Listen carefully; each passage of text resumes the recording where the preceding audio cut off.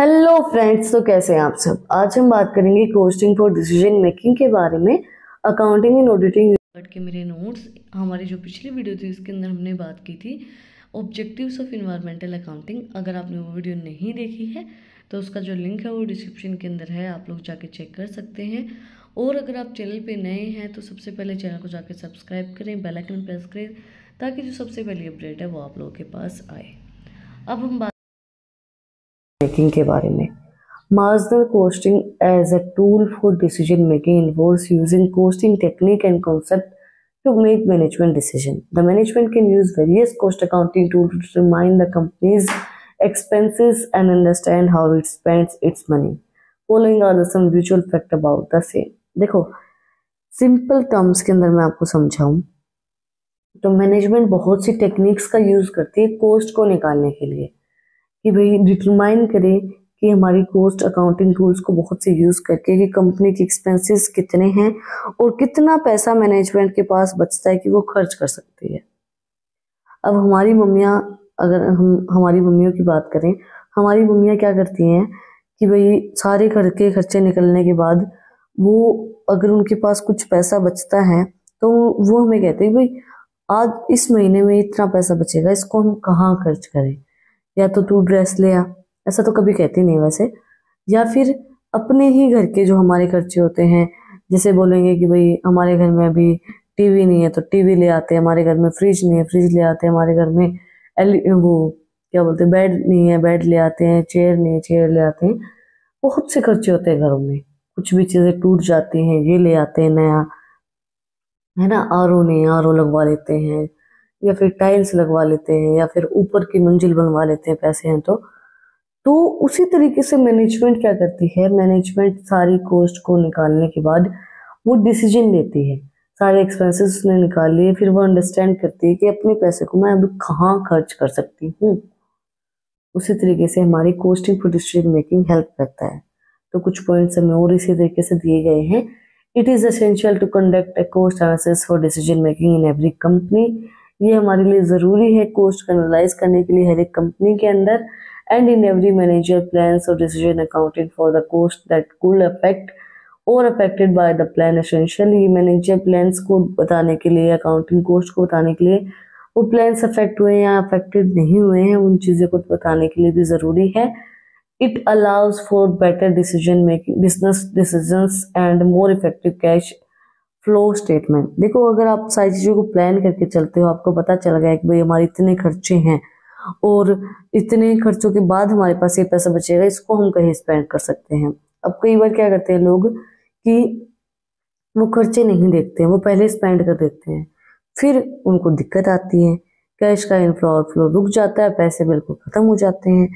तो वही मैनेजमेंट क्या करती है, सही डिसीजन लेने के लिए, कैश के इनफ्लो आउटफ्लो को और इफेक्टिव बनाने के लिए पहले समझती है कि भाई हमारे एक्सपेंसेस इतने हैं, एक्सपेंसेस होने के बाद, खर्चे होने के बाद फिर हमारे पास इतना पैसा बचता है, ये हम कहाँ लगा सकते हैं, वो चीज़ फिर उसके बारे में मैनेजमेंट डिसीजन लेती है। Importance for costing for decision making. तो the classification of cost for decision is an essential business aspect. Knowing how expensive it is to produce to your goods and basic function of a company, that's the primary step in the determining your business strategy, goal and future decision. देखो, classification बहुत ज़्यादा ज़रूरी है एक company के अंदर, ये बताने के लिए भाई कंपनी के अंदर कितने एक्सपेंसेस हैं और किस तरीके से आप गुड्स को प्रोड्यूस करेंगे, फंक्शंस कंपनी के किस तरीके से हमारे रन करेंगे। प्राइमरी स्टेप तो हमारा यही है ना भाई, बिजनेस की स्ट्रैटेजी बनाना, गोल बनाना और फ्यूचर के अंदर हमारे डिसीजन सही लेना। अब आप पहले ही सारा पैसा, जितना पैसा आपके पास आ रहा है सारा उड़ाते चले जा रहे हो। अब कुछ भी इमरजेंसी हो सकती है, फ्यूचर हमारा अनसर्टेन है, कुछ भी हो सकता है, तो उसके होने के लिए हमारे पास कुछ तो सेविंग्स होनी ही चाहिए। उसी तरीके से कंपनी भी डिसीजन लेती है, तो कुछ हमारी इंपॉर्टेंस हमें दी गई है। सबसे पहला pricing decision. Understanding your company cost is the basic for pricing decisions. It helps you understand how the price your product or cover production cost survives in a competitive market and earn a profit. Also, fixed cost remains the same throughout the production, which can help decide whether to take lower price special orders. These decisions can only be flexible if the company has done through relevant cost for decision making expertise exercises, and it help ascertain your profits and see how you will survive in the market throughout decisions. Costing for decision makings। देखो pricing decision की अगर हम बात करें तो इसके अंदर simple सा अगर मैं आपको बताऊं तो अभी कोई जूता है, हमने शूज़ की बात करते हैं, शूज़ बनाया तो उसकी कॉस्ट को आप किस तरीके से डिटरमाइन करते हैं। ऐसा तो नहीं है कि उसका जो मटेरियल है उस मटेरियल के ऊपर हमें कितना खर्च करना पड़ा और वो हमने हमारा बन गया, उस बनने के बाद जो पैसा हमारा लगा है हम क्या बोलेंगे कि इतना हमारा मटेरियल का खर्चा था और ये आप ले लीजिए। ऐसा तो कॉस्ट उसकी फिक्स नहीं की जाती है, हमें बहुत से एक्सपेंसेस निकालने पड़ते हैं, हमारी पड़ती है, शिपमेंट कॉस्ट भी निकालनी पड़ती है और जो भी उसके ऊपर खर्चा होता है, भाई जूते की पैकेजिंग के ऊपर खर्चा होगा, उसके बॉक्सेस के ऊपर होगा, जितने भी कॉस्ट हमारी लगती है। अब हम सारा खर्चा तो उस जूते पे निकाल नहीं सकते, उसकी नहीं कर सकते। क्यों नहीं कर सकते? क्योंकि भाई अगर हम एक एक खर्चा उसके ऊपर ही निकालेंगे तो फिर जो जूते का प्राइस है वो बहुत ज़्यादा हो जाएगा, उतना हम नहीं कर सकते हैं।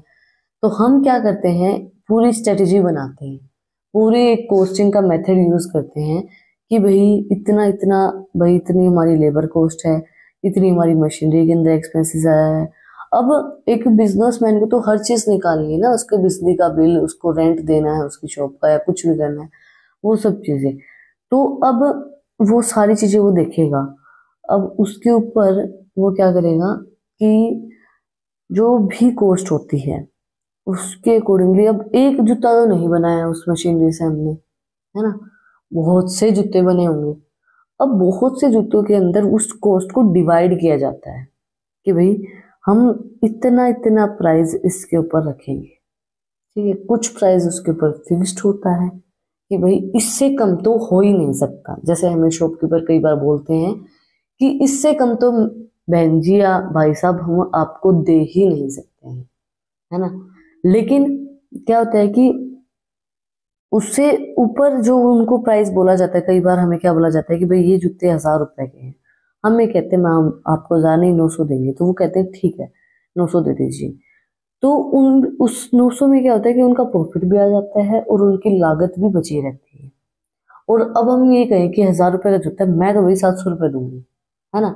तो उसमें वो कहते हैं भाई इतनी तो हमारी लागत नहीं, इतना तो हमारे ही नहीं पड़ता है, ये हमारा ही, वो बताते हैं फिर हमें कि भाई हमारे ये 850 में पड़ता है या 850, मतलब 950 में पड़ता है या 900 में पड़ता है। तो वो सारी लागत हमें बताते हैं कि भाई हमारे इतने में पड़ता है, तो हम भी तो कुछ कमाएं, है ना।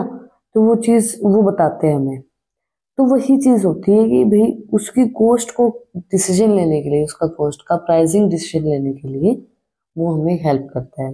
भाई अभी थोड़ा मौसम चेंज हो रहा है तो मेरे गले में कई बार कुछ दिक्कत हो जाती है बार बार बहुत ज़्यादा बोलने से, तो थोड़ा सा इस आवाज़ को मैनेज कर लेना भाई। Next, a company performance measures such as a marginal and different costing as a tool for decision making and are helpful in the performance reports. The costing technique can allow you to understand every monetary aspects through reliable and constant data. Also, you can use these technique to compare and understand your company performance based on the competitors. Manager can compare the cost per unit earned by a similar company in the same segment with their own. They could then recognize their work and production practices to bring them into their company, improve profitability and performance.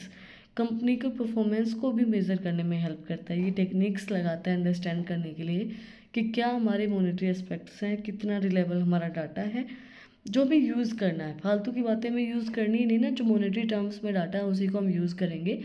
Company की performance को measure करने के लिए हमारे competitors की performance भी हमें understand करनी पड़ती है कि उनकी परफॉर्मेंस कितनी है, हमारी कितनी है, हमारी कम क्यों है, हमारी ज़्यादा तो अच्छी बात है, कम क्यों है, तो वो चीज़ें हमें अंडरस्टैंड करनी पड़ेगी।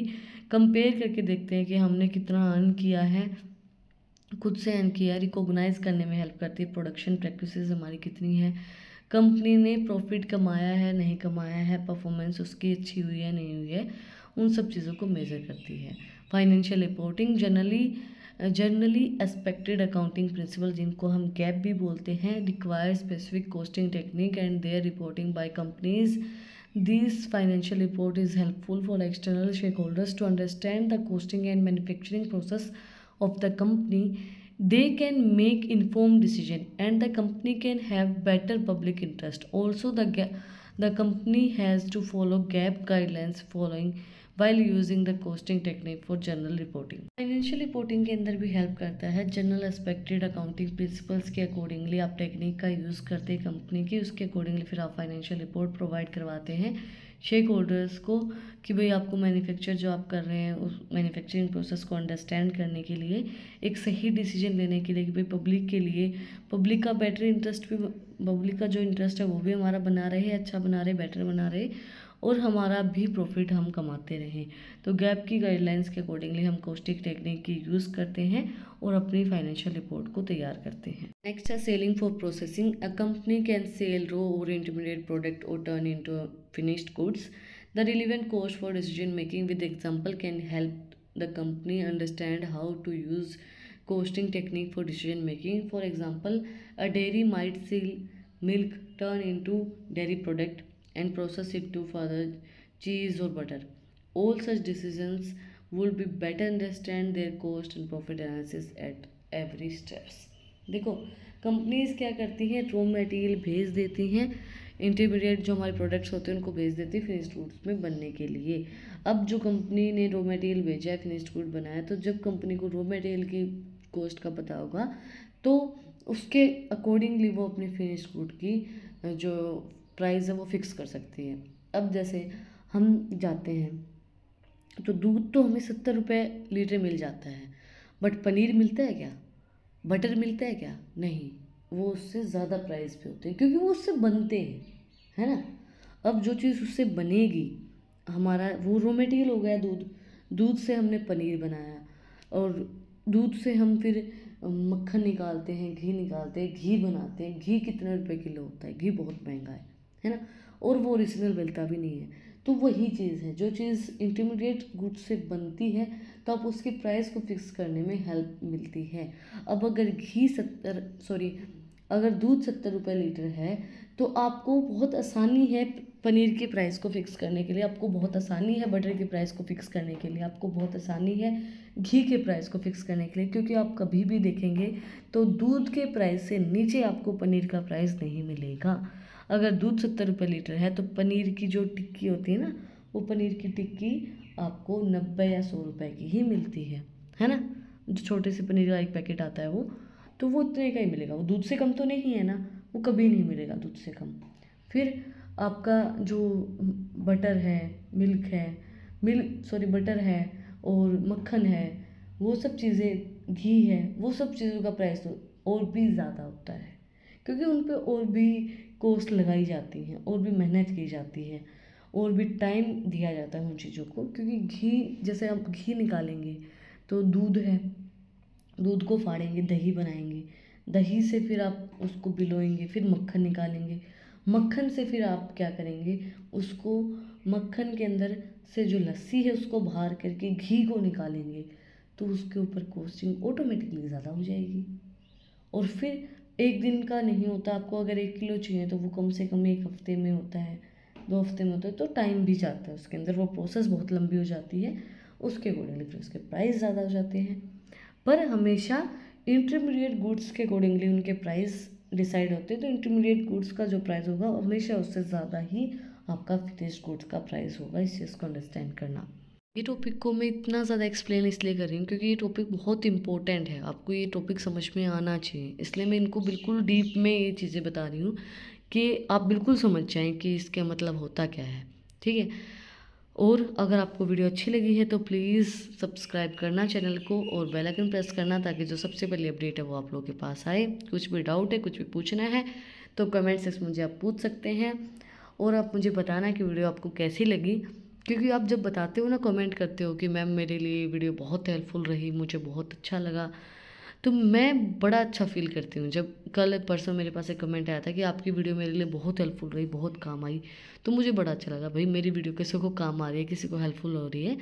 तो आप प्लीज़ कमेंट में बताया करो मुझे कि आपको वीडियो कैसी लगी है। और अगर आपको इन टॉपिक्स की पीडीएफ चाहिए तो टेलीग्राम चैनल का लिंक भी डिस्क्रिप्शन में है, वहाँ पे भी जाके आप मुझे सब्सक्राइब कर सकते हैं।